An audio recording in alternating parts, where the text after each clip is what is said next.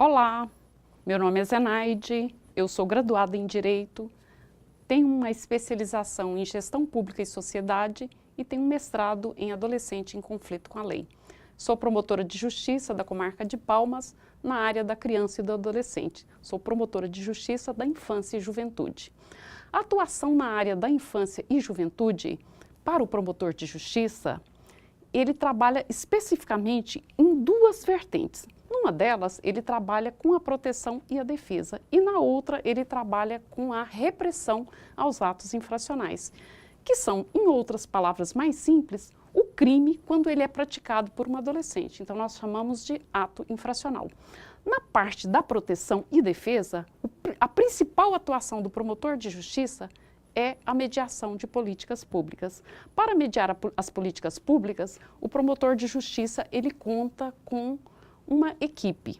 Essa equipe, que é composta de um psicólogo, um assistente social e um pedagogo, geralmente, essa é a composição da equipe, atua para a identificação dos problemas. São problemas graves que atingem a infância, por exemplo, problemas educacionais, problemas socioassistenciais e problemas também a criminalidade que afeta particularmente crianças e adolescentes. A atuação específica do promotor de justiça na área da infância e juventude, ela se dá também nessas duas vertentes. Na parte da defesa e da proteção, o promotor de justiça ele trabalha para restabelecer direitos de crianças e adolescentes que foram eventualmente violados. Por exemplo, suponhamos que uma criança ela tenha sofrido um abuso sexual de um padrasto. É uma situação muito comum, lamentavelmente. Ao chegar a notícia para o promotor de justiça, ele tem que tomar as medidas protetivas. Que medidas protetivas seriam essas? Cada caso, ele recebe uma análise. Então, suponhamos que esse padrasto, ele tenha que sair do lar, para que seja restabelecida a paz dessa criança. Então, nesse caso, o promotor de justiça, ele ingressa com uma medida protetiva de afastamento do lar. Poderia ser também, por exemplo, um tratamento psicológico, uma medida sanitária, uma vacinação para evitar uma doença sexualmente transmissível decorrente desse abuso, medidas dessa natureza. Suponhamos que o adolescente, ele seja vítima, criança também. Infelizmente, nós temos problema de crianças que são vítimas da droga, principalmente o crack, que é uma droga barata, tão comum hoje em dia. O promotor de justiça, nesse caso, ele vai atuar para promover as medidas que sejam necessárias. Por exemplo, um tratamento, é o caso também de verificar se os equipamentos de saúde, o CAPS-AD, se está funcionando, se ele tem a composição, de que forma que esse equipamento de saúde pública funciona. Então, o promotor de justiça, ele atua não apenas para a instalação, mas também para o correto funcionamento desse equipamento público. Também na atuação do promotor de justiça, em relação à criminalidade, o promotor trabalha com a apuração do ato infracional. Quando um crime, que na área da infância, o Estatuto da Criança e do Adolescente, que é o principal instrumento de trabalho do promotor de justiça, é o principal diploma legal, esse diploma ele serve de norte, é uma lei principiológica que norteia toda a atuação do promotor de justiça. Então, quando um adolescente, ele pratica um ato que é assemelhado a um crime, por exemplo, ele subtrai mediante violência um bem pertencente a outra pessoa. Então, nesse caso, ele comete um ato infracional assemelhado a roubo. Então, nesse caso, o promotor de justiça, ele oferece uma representação para que aquele adolescente ele seja responsabilizado e receba uma medida protetiva que seja eventualmente adequada.